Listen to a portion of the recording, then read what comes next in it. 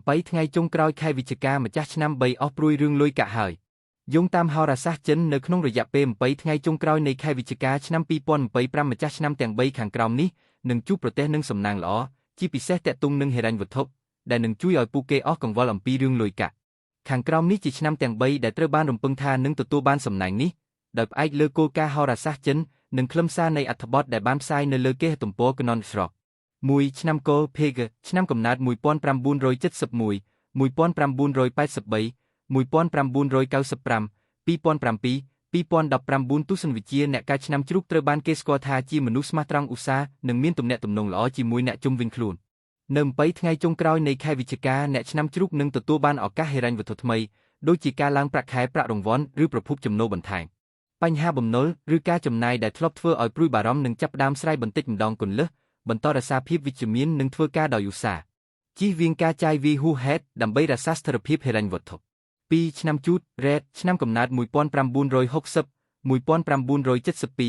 1984 1996 2008 2020ទស្សនវិជ្ជាអ្នកកាលឆ្នាំជូតត្រូវបានគេជឿថាមានភាពវៃឆ្លាតនិងសមត្ថភាពក្នុងការស្វែងរកឱកាសថ្មី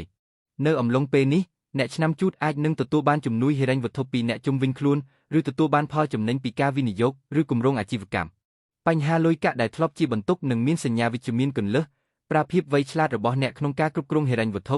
និងជៀសវាងការប្រថុយប្រថានខ្លាំងពេក3ឆ្នាំខាល Tiger ឆ្នាំកំណើត1962